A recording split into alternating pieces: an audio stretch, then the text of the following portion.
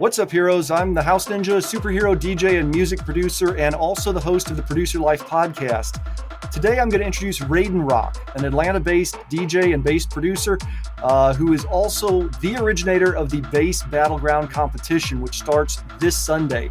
And he's agreed to join us and tell us a little bit about the competition. Raiden Rock.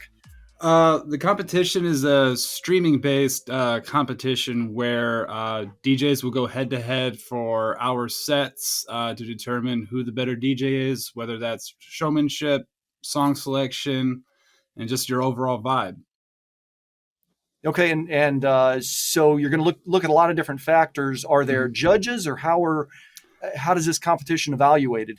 We felt it was best to have fans vote. That way we can, eliminate anyone having any bias. I mean, if you bring more fans to the stream, that's to your benefit. But ultimately, you're going head to head with someone else. So other people may be impressed by the other person. So we thought fan voting would be the easiest way to have a balance to that. And throughout each stream, we will be sharing voting links in the chat. And then at the conclusion of the stream every other Sunday, voting will be open 24 hours thereafter. And if you miss the stream, they will be recorded and posted to Twitch. So you can still go and view them if you missed it. Okay, that's fantastic. And is there a particular type of music or DJ that the people should expect to see, or who you got on the roster? I mean, all different kinds of genres of EDM, really. Like I do wonky dubstep. We got other people doing deep dub. We got a few D&B artists. We got a couple rhythm artists, and a couple people that do a little bit of everything. So you can expect any and every electronic genre to be shown here. Okay, that sounds like a lot of fun, and I can't wait for the first one to kick off this Sunday at what time? 3 p.m. Eastern on Emerald Summer's Twitch channel. Emerald Summer's Twitch channel. All right, awesome. And I guess one of the things I'm curious about, this is a pretty unique competition. How did you come up with the idea for this? So at the beginning of the year, I was getting booked for a lot of solo sets, and I hadn't done an official B2B with anyone. Sure, I had a couple people over, and, we would mess around on the decks, just, having fun. But I wanted something more for myself, and B2Bs are a way to challenge yourself to blend your style with the other person. And with Emerald Summers, they started doing versus battles between artists, such as Knarf going up against Frisbee, or T Spackle going up against Knarf and Alanya thrown in there. The versus idea kind of stuck in my head, and I'd always been a big fan of 8 Mile, and that last battle scene between B-Rabbit and Papa Doc is probably one of the most iconic scenes for me, just because every time I watch it, I get goosebumps and I get zoned into that. And I've seen it a million times. And I wanted to somehow replicate that, but with the electronic dance music genres. And so originally, I wanted it all to be in person and have the crowd vote, having the crowd in 8 Mile just cheer for whoever won.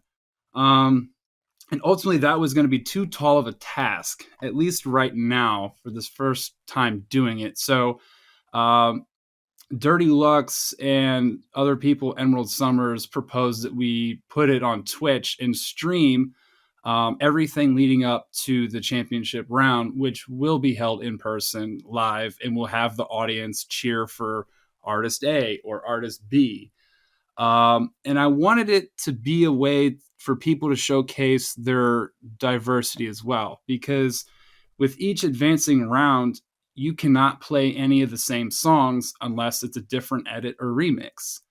And being around Emerald Summers and getting booked a lot, I noticed, including myself, there were a lot of recycled songs. And yes, I'm rooting for my peers, I'm rooting for my friends, and they are ultimately entertaining the audience, which all of that's great. But me being a fellow artist, not that I got bored, but I wanted to see something different, just being around the same people all the time. And you've heard stories about Subtronics, for example, like on his tours, like there's people that go city to city following him around, and they say his sets city to city are different. And even regions of this country, like there are certain subgenres that are more popular than others, and you have to cater to that. But going around Atlanta and seeing the same people play the same vibes, it does get kind of redundant and monotonous. So that was a challenge to myself and to everyone else in this competition to keep pushing themselves to see what they can really, crank out and break through a wall. And ultimately, it's going to make you a better DJ.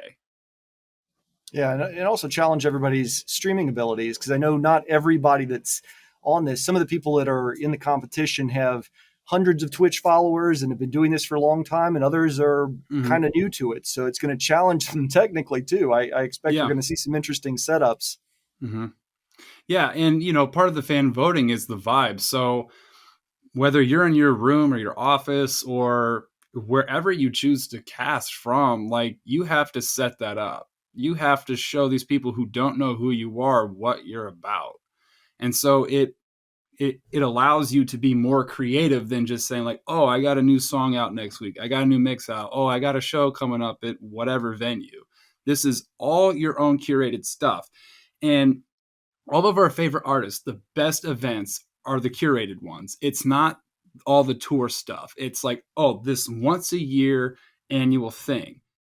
And you as an artist in this competition have the ability to just, and the creative freedom to set all that up. And I think that's ultimately where this EDM community is going is we're tired of the same club BS. We want unique events, which is why Def is just blowing up right now with their vibes. It's going back to the underground with simplicity instead of all the big flashy screens and yada, yada, yada. Like, oh, eye candy. Like, no, we're here for the music and for the people. And that's what this is about. Okay, that's awesome. What you tossed out a couple of terms, and I don't want to assume that everybody that's listening to this knows the difference. You talked about B2B verse and a versus battle. What's the distinction between the two of those? So a B2B is you and another DJ just, playing a couple songs and taking turns like passing the decks and whatever. Versus it's more centered and focused on what songs you play to get the crowd moving. Like it is at the same time a collaborative effort like a B2B would be. But a versus is like, all right, like who has the better swagger? Like who is coming out here with these tunes? Like, throttling the BPM up and down, like throwing these curveballs. Like as a DJ, like, you have to be able to acclimate to that. You have to be able to adapt. And that's anywhere from that or, sometimes your cue points don't load. Sometimes you get to a venue and something on those decks is messed up and you have to improvise. It's going to make you better. It's frustrating, but you need to break through those walls. Yeah. So versus is much more confrontational and competitive, where back-to-back is more cooperative. Right. Yeah. And the versus part of it is that 8 Mile aura. Like you're head to head. Like, yeah, you both can rap, you both can DJ. Like, who's better? And competition breeds improvement. And we're not out here to like brag about like who's better at this or that. Like, no, we're here to improve ourselves as artists. Okay. Talking about improving, I understand this is kind of a major challenge coordinating this, because you've got 16 different DJs, you've got support staff, you've got an event venue you need to coordinate at the end, you've got the technical pieces of the Twitch streaming, you've got to get everybody's artist profiles and all this stuff together. Talk to me a little bit about sort of some of the back end challenges and what it's been like coordinating this. What have you learned so far? I learned that a lot of people are busy, including myself, and I'm glad I'm able to take this time between film jobs to help facilitate and coordinate a lot of this. And even getting booked at venues, like sometimes it's a hassle for them to pump out a flyer with your name on it. And I'm finding like some of the stuff I'm doing is better than how some of these venues and promoters handle themselves and their artists. It's kind of insane that there's this lackadaisical effort on their part to book the event. And so I've been busting my ass to go through and make sure all my I's are dotted, all my T's are crossed. And there's stuff that I'm glad I can delegate to other people who have more knowledge in certain areas than I do. Like, I don't know anything about Twitch really. Like, I know the basics. People know how to do that. People know how to do the flyers. People have time to do the flyers. Like, it definitely is a collaborative effort, and I'm glad that people are helping out with that to help this dream come to fruition. Yeah, it's going to be really exciting to see how this all comes together in 6 months. And so the schedule is every other Sunday, correct? Correct. Every other Sunday starting this Sunday, June 12th. And it's going to be a range of times. Just like we had to have a window of 3 to 9 p.m. Eastern to help accommodate us in Atlanta, for example, or people on Pacific time. And we have a person that's participating from Canada. Like we needed to have a window that's available for everyone. And Sunday was the easiest day where most people have it off. And that was just the easiest way to do it as Okay, far as makes getting sense. everyone together. Yeah. So subscribe to the Emerald Summers Presents Twitch channel and watch for the announcements. Mm-hmm. Where can people now? Obviously, you are the originator and you're one of the lead coordinators of this, but you're also going to be performing against others in the competition. And Yeah. I'm looking forward to doing sort of a separate interview with you about your music and about your Raiden Rock brand. But briefly, as long as we got you on here, tell us where people can find you and quickly what Raiden Rock is all about. Well, people can find me on Instagram and Twitter, Raiden Rock _music. On both of those pages, you'll find my flow page in my bio. It's like a link tree for those that don't know.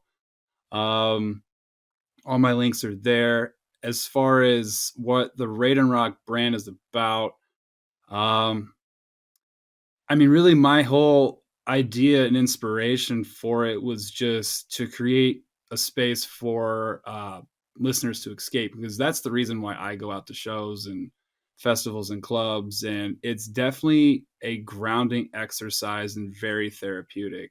Um, and it doesn't matter the genre to me. Obviously, I favor some more than others. But it's ultimately to create a space for people to escape for a brief moment from their real lives. Like, there is a lot of other stuff going on in the world, and when I go to a show, like, I just want to forget about it all and just be in that space. So my ultimate goal is to create a space where you are encapsulated in this whatever emotion the song brings, and it's stringing together all of these songs to create a vibe. I'm not big on freestyling like booked sets. Like, I am big on planning it, and people can talk smack about that all they want. Like, I don't care. You can be the best freestyling DJ in the world, but like, great. If you know your music well enough to create a vibe doing that, awesome. But I practice in on end to make sure that I get a vibe out there, and every person in that audience could receive it differently. Like, I'm not telling you which direction to go. I'm just giving you the keys to take your mind wherever it is it needs to be. And so if I've done that and I've made you feel a certain way or realize something about yourself, like through this music, then I've succeeded. Aside from the carefully curated set of music, what would you say is what else goes into creating that sort of experience that people are looking for? Um, like, as far as what, like song selection? Well, aside from the song selection, what Mm. else? What else do you look for as you're trying to build that experience for your fans and your listeners? Um, I tried to build it in waves or chapters, sort of like a book or scenes in a movie, for instance. And it's different every time. Like, sometimes it's a cold opening where it's this slow build up and then it just ramps. Other times it's hot off the get, drop way down, and then sort of vibrate for a bit, then ramp back up, and sometimes level out at the end. Like, it doesn't always have to be hype. It doesn't always have to be thick, wubby, deep dub stuff. It could be anything, and it depends on the lineup. It depends on the venue. I've been to most of them around town, and I understand the vibes that each give you, and so I'm sure the audience knows that as well. Like there's certain people that go to certain clubs that expect a certain thing, and it's not that I'm feeding into expectations, but they go there with a certain thing in mind, and you have to deliver that, but put your own sauce on it. Yeah, absolutely. How would you say that? How is that going to translate um, in the Bass Battleground in terms of uh, bringing an experience to the listeners over Twitch? Is it not just you, but the DJs? What do you think are the main challenges as they try to bring that vibe to a digital environment? Uh, I mean, as far as I'm concerned, it, it it's going to depend on who I'm going against, and I think other people should take into that. Like, if you're going up against someone that has a certain vibe, like you have to show yours as well. And if you want to dabble into a little bit of what they're doing, just to be like, oh yeah, like I got you on that too, like go for it. Like that's what makes this interesting. Like I am not a house DJ, and you've seen a little snippet of like my house selection. So it's like if I'm going up against you or another house DJ, like I'm gonna throw some of that in there just to say like, hey, like I respect this. This is what I got in it, you know? Yeah. Okay. All Yeah. right. Well, this is going to be amazing and fun, and kicks off this Sunday at 3 p.m. on Emerald Summers Presents on Twitch. And Raiden Rock, I really appreciate your time today and introducing everybody to the Bass Battleground. And I'm looking forward to having you back on the show at some point before your actual set, where you can go into a little more detail about your process and your DJing. Yeah, absolutely. Thank you for having me. My pleasure. Have a great day. You too. All right, and our first contestant is KydKong. She's a classically trained musician who became a multi-format DJ. She lives in Atlanta, and she is also the director of artist relations at Twisted Kingdom, which is an event promotions company. So, welcome, Kid, to the show. Thank you so much. Thank you guys. I really appreciate you guys having me. Well, we're glad you're here, and I'm wondering, KydKong, is there an interesting story behind that name? How'd you come up with that branding? Well, I would say throughout my whole life, I've been really interested in monkeys. I've always really loved monkeys. Even when I was younger, I did a full study on the Mona monkeys actually at the Atlanta Zoo. But fully, my name is Sydney. My first name is Sydney. And a lot of people call me Sid. And of course, when it comes to Sid, a lot of people like to be like, Sid the Kid, Sid the Kid. And my senior year actually ran for senior class president, and my tagline was "Don't kid, vote for Sid." And of course, in each of these ways, I always kept kid spelled with the KYD because my name is spelled SYD. And so a lot of people called me Sid the Kid for a lot of many years, and so when it came to me choosing an artist name, a moniker, I was like, I really do love monkeys, but also I like filthy heavy bass music too. So like I needed something a little bit more than like Sid the Kid. Like it's just a little too cute, I feel. And so I added Kong to it. In thought that some of my music is kind of uh nostalgic or juvenile type sounds, and then other music is much heavier, and so I felt like marrying those two things together along with the monkey theme, it just kind of worked with Kid Kong. So that's how it came about. That's awesome. And I've looked at some of your social media, and you really play up to that profile with welcome to the jungle, and Yeah. yeah, that's cool. That's really cool. Thank you. Thank So you. tell me a little bit about your musical background. You list yourself as classically trained. Classically Yes. trained in what? Oh goodness. Okay, so my primary instrument, which I started when I was about 10 or 11 years old. Alto saxophone was the first instrument that I picked up. My dad, he is an instrumentalist, or he used to be an instrumentalist. He used to play trumpet. My mom used to play piano and trombone, and my dad sings a lot. And so I was really, really interested in jazz with my upbringing, and that's how I kind of landed on alto saxophone. But as I got older, I really started learning a lot of different instruments. Some of them are hobby instruments, but some of them are, I went and took lessons and things like that. So I have different levels of proficiency for different instruments, but I'm clocking in at around 10 instruments that I do play. And I went to school for music education. I'm in school currently for music production. I was a student teacher over at Rockdale County High School for a while. I composed for them I brought a group together called Pop Band, where the kids could play like popular music rather than just symphonic music. And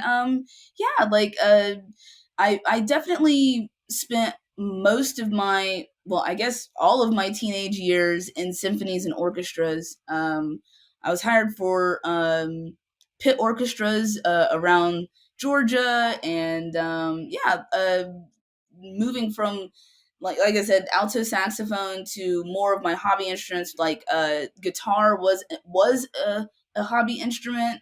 Um, Honestly, it was more of like I'm in high school and people don't gather around for pulling out a saxophone, so let me learn more of a fun instrument. And so I started learning guitar, and then I got to a point where I was playing guitar in orchestra also. So I really do enjoy just like picking up just different instruments.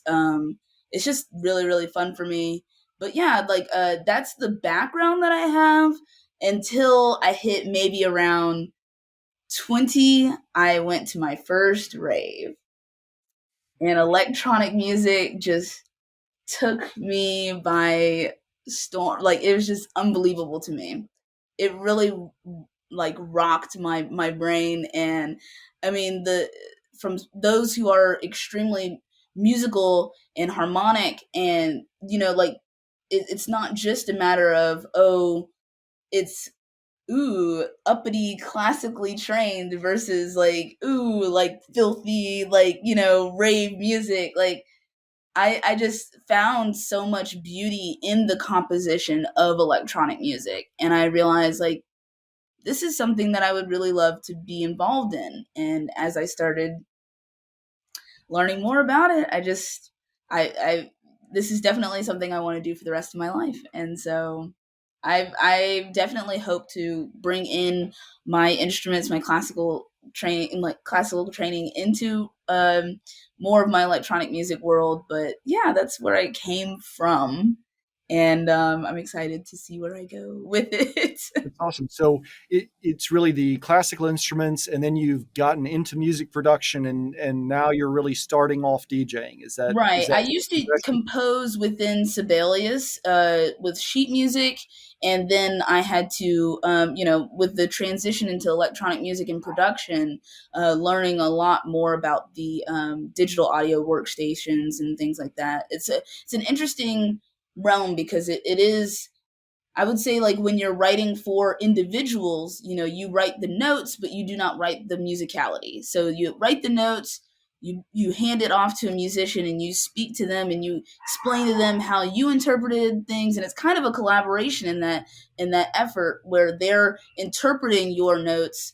And then when it comes to production, I feel like the type A in me is satisfied because I have control over every little aspect. But I still do like to collaborate with other artists and things. But yes, awesome? yeah. Awesome. Do you have aspirations of I think you said you wanted to incorporate some of your instruments into your DJing one day. Have you seen like Timmy Trumpet perform? Yes, I have. I love Timmy Trumpet, Grizz, Big Gigantic, Grammatic, all of these artists. I would say that even my first experience, like I said, my first rave was around 19, 20 years old, and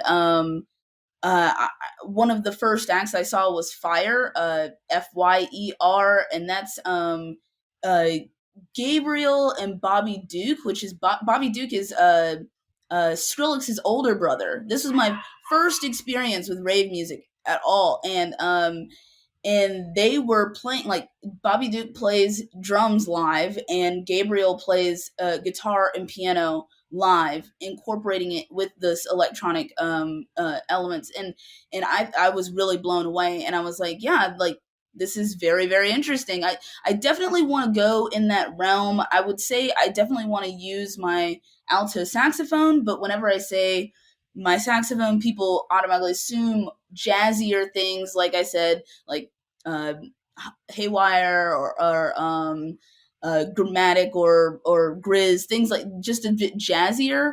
I think I definitely want to go in more of a distorted route. So we'll see where it lands.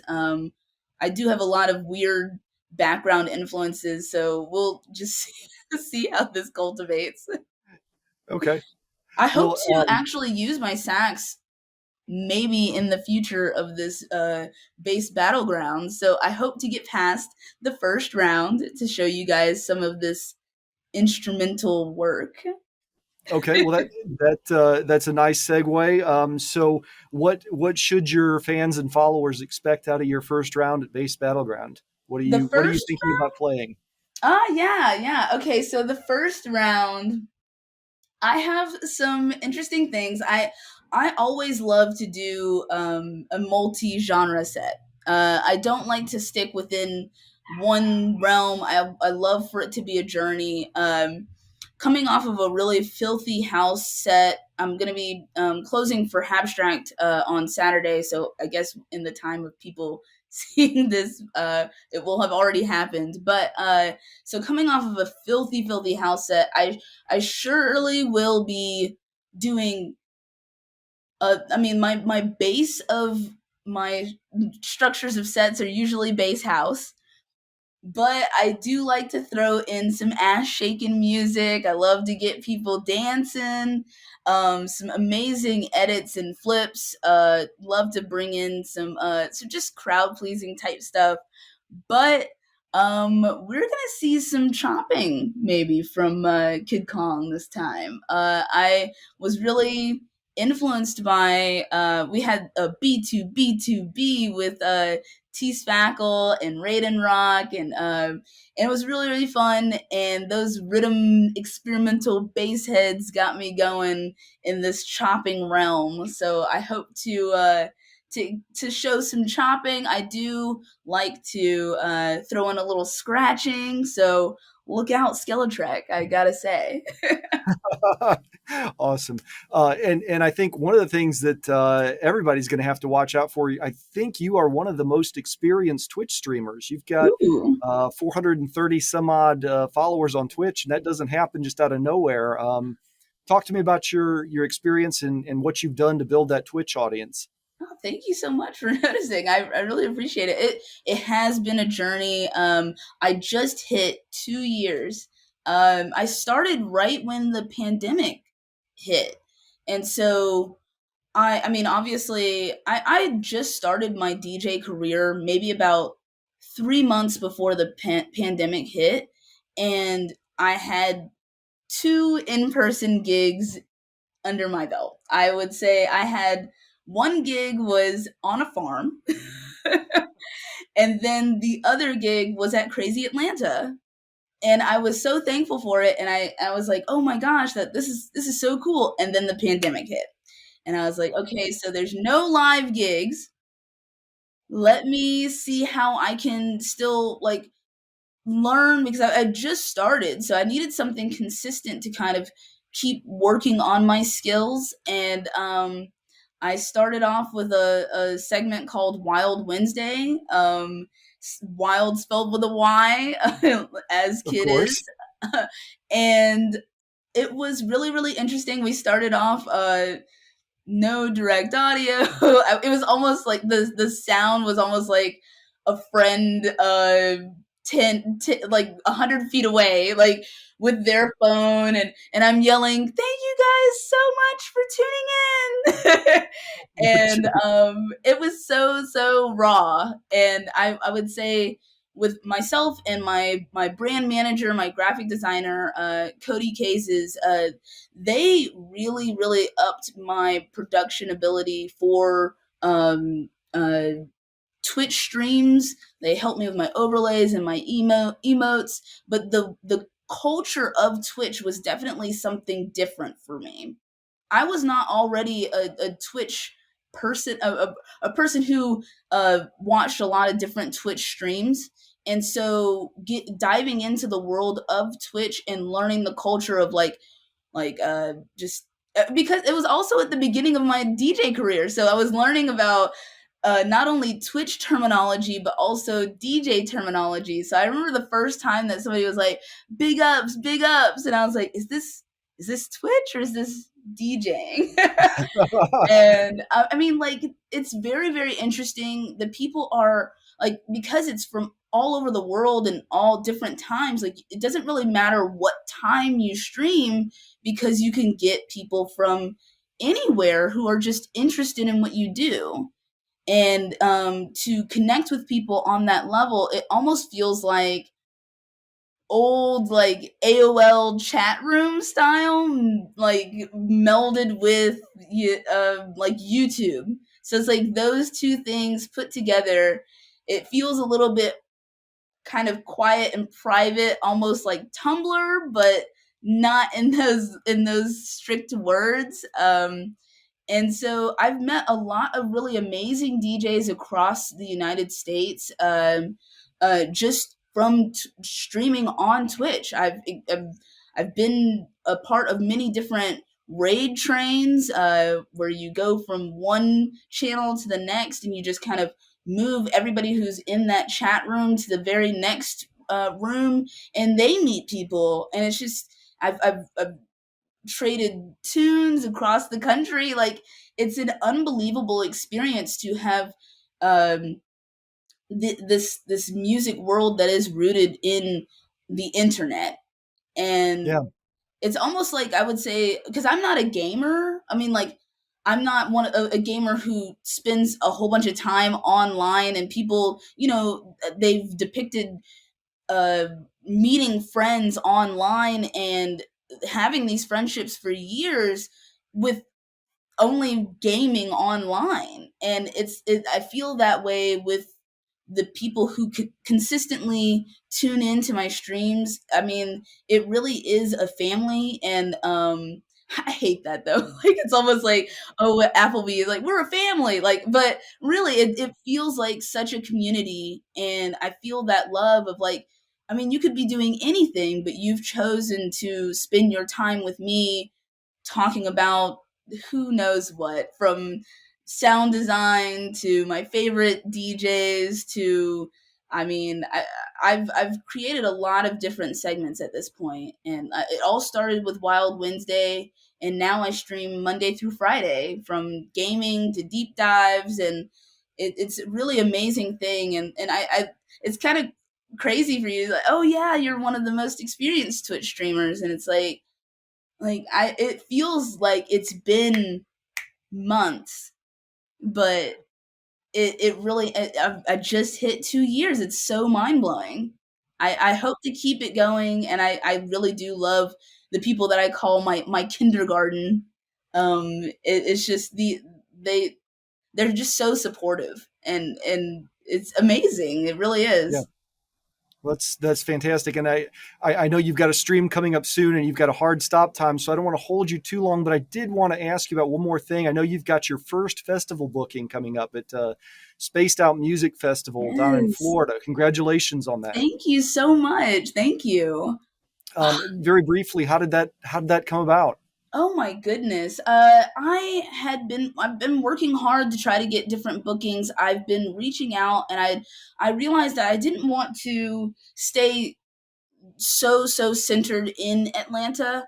I do love Atlanta, and I always have. Just, I mean, this is where I grew up. I mean, like, I wasn't technically born here. I'm a military brat, but I I love Atlanta, but I wanted to go more regional. You're always looking for the next step. And so I talked to a couple of different people. I would say Pandemonium is a friend of mine, and who's a friend of the Stars Collective, which is also like Rachnid and Alaniel and all those different artists. They're a part of that group too. And I went out of state to South Carolina to actually do a B2B with Pandemonium at the Purple Buffalo, and we had a really really great time. And it was more out of state gigs. Like I was just kind of wondering, like, how is it in other states and other cities? And after hitting up that area in South Carolina, I started reaching out to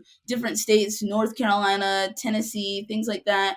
And I guess with me talking to different people, Alex Barmore of Be More Entertainment reached out to me for Spaced Out Music Festival.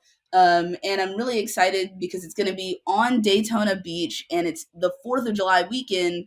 And Oh my so it's gosh. supposed to be a lot of different stages, because I've been to many music festivals, but not many music and art festivals with like art installations and seminars and just like different collectives and things. And so I'm really excited to see how this works. It's a very unique experience, and there should be a lot of different vendors there.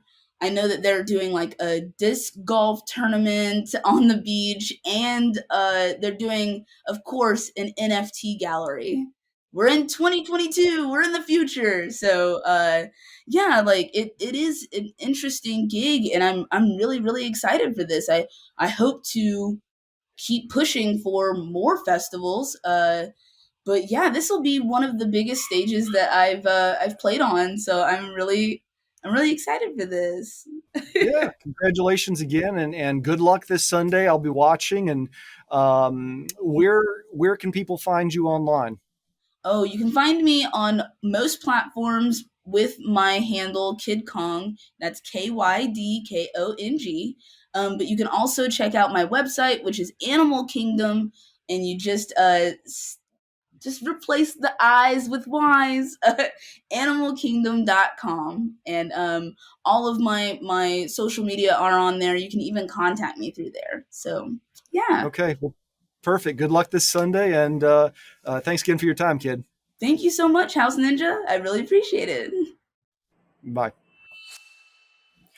All right, and Kid Kong is going to be going up head-to-head against Skeletrek, a D&B and deep break DJ and producer, also from Atlanta, Georgia. Skeletrek, welcome to the show. Hey, how's it going? How's everybody? That's good. Good to hear that. Yeah, it's going awesome. We've had a good day of interviews. Let me kind of start at the beginning. So what brought you to DJing originally? I know you're from the West Coast, and what brought you here, and what brought you to DJing? What brought me from the West Coast to Georgia is safety, or at least the illusion of it.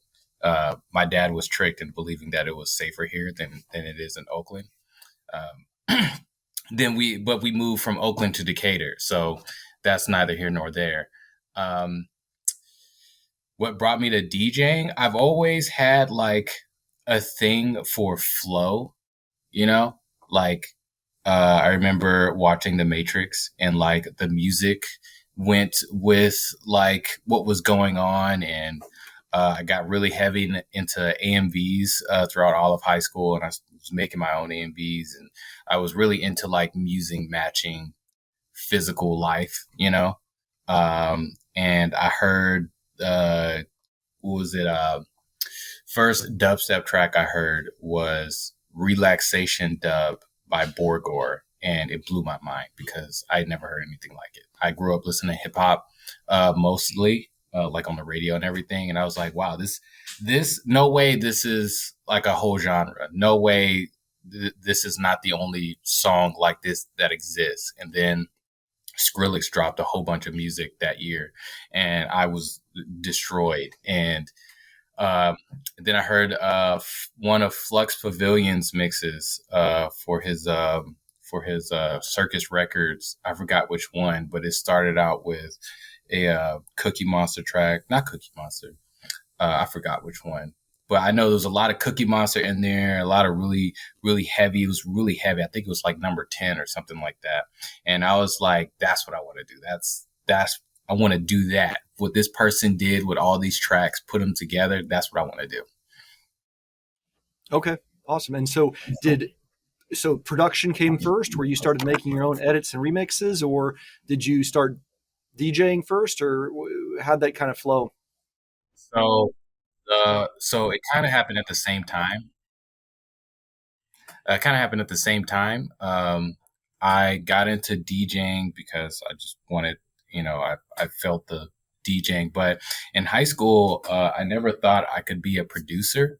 I thought it was like, that's way too hard and way too complicated. It's like making a symphony, all the time, every day. And I just fell into it around the same time because I was part of a art coalition group called Dandyworks. Defunct now. Don't look it up. You won't find what you're looking for. But a friend of mine wanted to make video games, and I was like, maybe I'll make the music for the video games.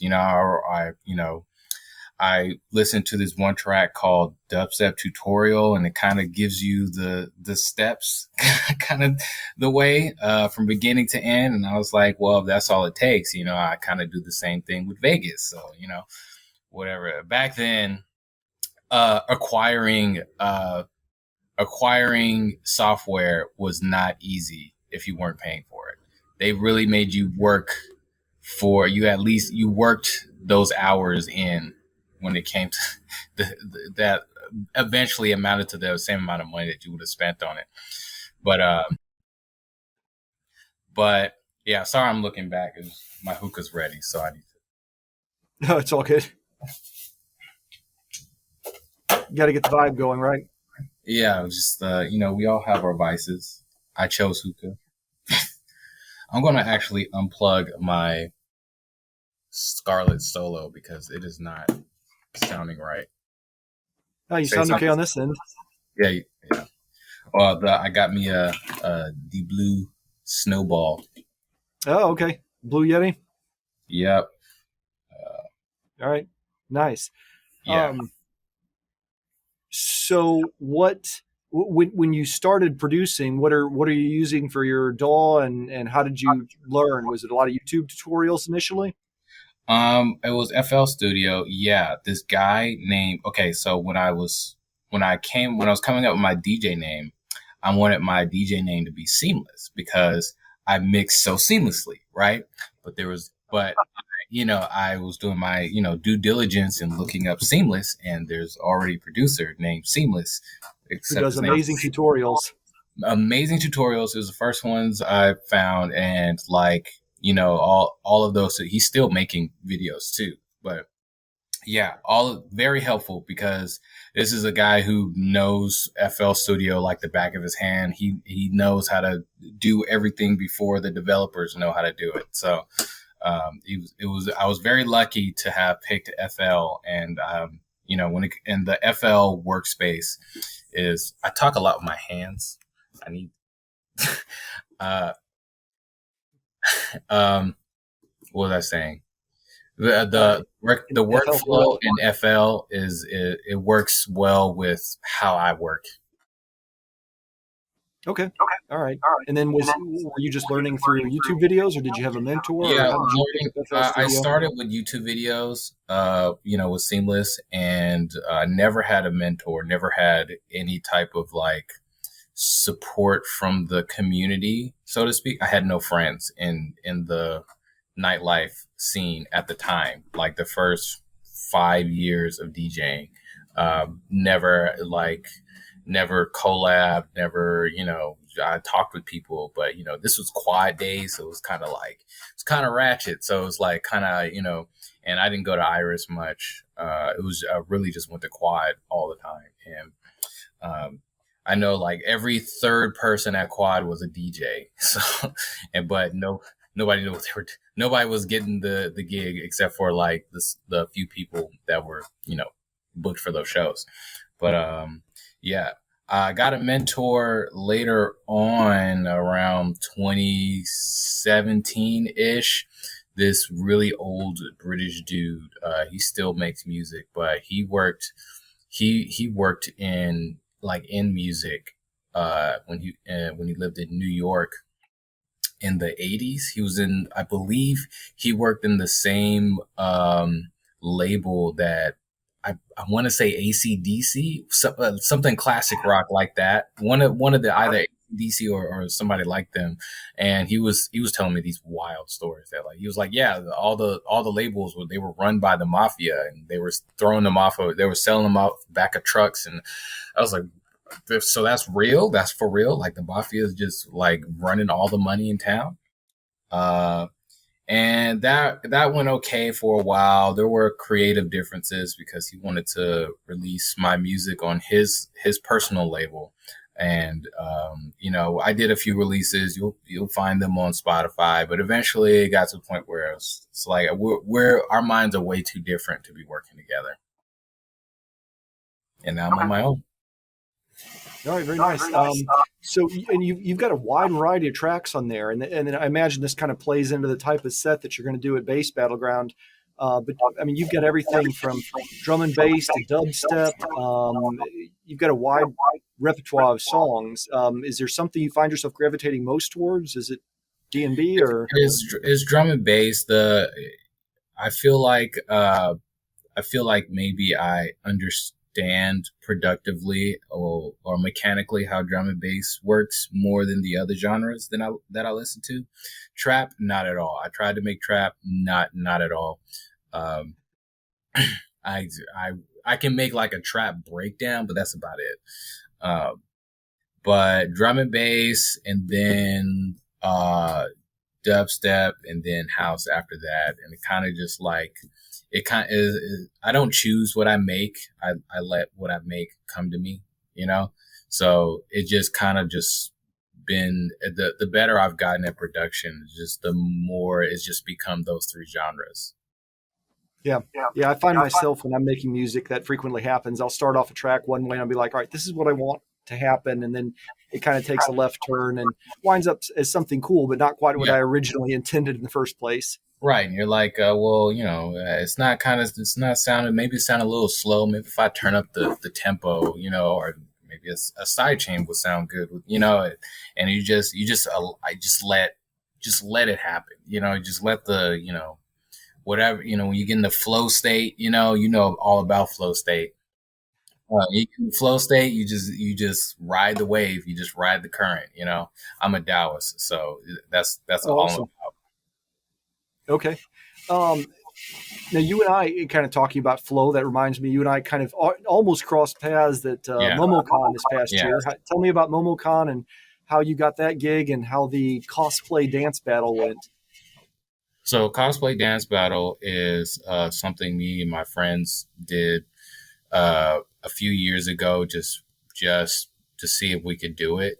And there's that video of I believe the second year is up, but it's just a standard tournament style battle. We have you got to be in cosplay, and you come to the con and you sign up and you just show us your best moves, and is everybody there is in the same situation you are. You're not going against nonstop. You're going against other people who are also con goers and who are passionate about whatever. And it's just like we're the only cosplay dance battle in the country. Like we're the only ones doing this. This year was great. We had a great turnout. We had some hiccups. There were, our third day was canceled due to the stage being broken by a previous panel. But it was a lot of fun. We're hoping to expand to AWA or even Dragon Con, just so that we can find, or even Kamicon, because Kamicon, for their physical arts panels, they have an actual gym. So we're hoping to. It's a huge gym. I don't know how they fit one in there, but it's just like a basketball court in there. We did like one year they had dodgeball, you know, it was great. But yeah, we're hoping to get like a bigger space so that we can fit everyone in, and even maybe more time so that we can have more cipher time, and maybe a little bit longer of a tournament. And yeah, maybe I'll throw in sometimes, you know. Okay, nice. Tell me about what your plans are without letting too many secrets out of the bag. You know, tell me about your plans for the bass battle this weekend. What sorts of music are you going to play, and what have you got? What are you thinking about for KydKong?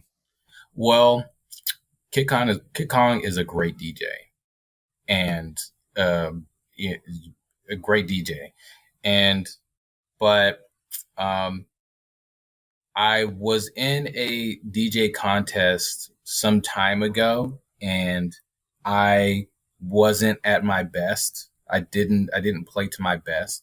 So that's always been at the back of my mind. Like I should have, I didn't give it 100%. So this time, just to make sure, I'm going to give it 200%. All right. So you're bringing it all and then some.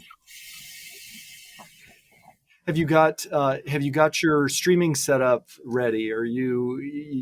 What are your plans there?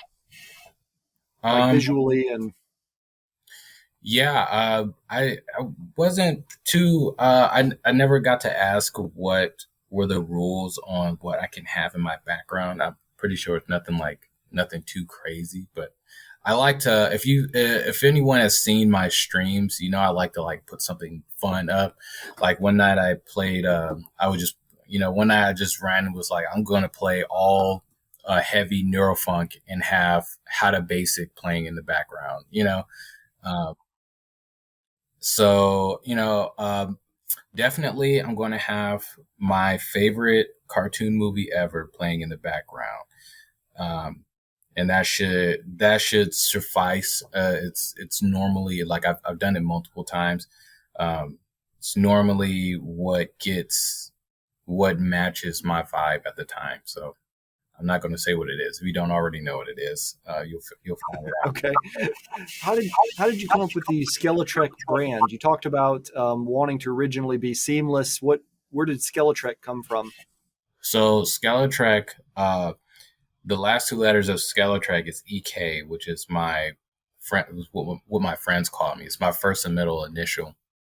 The skeleton part of it was I think I have a mask somewhere. I used to wear a mask. Yeah, I don't know if you know what's his name, Wesley Phaser. Phaser wears a mask. He's a tear out DJ that's here in Atlanta, but Phaser wears like a skull mask, and I used to wear a skull mask just like it. Back when I started out, when I was finding myself, but before then, I was in high school. I had a group that I called the Skull Face Bandits, where we would just wear silver masks and we would get into shenanigans. And I won't incriminate myself by going deeper into that. Okay, so carry over from high school and your groups in high school, and also a play on your first and last name. Very cool. Very cool. What are you doing to get ready for the event? What I always do, just listen to music, put everything together, come up with my story, come up with my, the vibe I want to give. I always like to try to find as much new music as possible because, the old music kind of gets stale, but I also want to play the classics. So I'm definitely going to try to appeal to the fans of every genre that I'll be playing: house fans, dubstep fans, drum and bass fans, weird bass fans too. Probably not going to play house. I have this thing where I play as, I tend to play a lot of tracks. I can play like 90 tracks in an hour. So, and yeah, and it doesn't feel rushed either. Like it just happens that way. It ends up with, cause, there's this old school DJ saying, just only play the good part of the track, and normally the good part is just like the drop, second drop, or even like, that part after the drop where everything like chills out. Just knowing where the good part of the track is and when to play it. Okay. How much of your own music and edits and mashups are you going to play, do you think? Well, when we get to the drum and bass part of my mix, you'll hear Scarecrow's remix will be in there. Maybe the new track that I just dropped, if I can find a place to put that.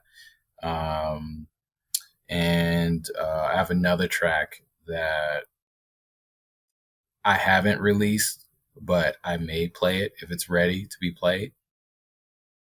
So 3 or 4 of my own tracks kind of bunched up near the end. Okay. That sounds awesome. And have you got any messages for KydKong? KydKong, bring it. Don't hold back on me. I want to hear. I want to get excited to play my set. I want to know that we are, where we truly are. I know. Again, you're a great DJ. I've told you this in person. So I'm super excited that that you and I will be standing opposite each other. And I know it'll be great for the listeners. Okay, terrific. It's going to be a great matchup, and I can't wait to see it on Sunday. Where can people find you online, Skeletrek? I just look up Skeletrek on Google. You'll find me on everywhere. I heard MySpace shut down. Is that true? Yeah. I don't know if it shut down, but I think except for a handful of musicians, I think everybody's migrated to TikTok these days. It's a shame because they had a nice little layout or whatever, but you can mostly find me. I'm most active on my Skeletrek the Entertainer Facebook. I have a Facebook page as well. But everything cycles through my, Skeletrek profile that I made. You'll find me, if you want to hit me up, message me, tell me good luck, tell me bad luck, whatever you need to do. You can look up Skeletrek the Entertainer. All right, awesome. Well, thank you so much for your time, Skeletrek the Entertainer, and can't wait to see the show this Sunday. Yeah, can't wait for it too. Good seeing you. Thank you.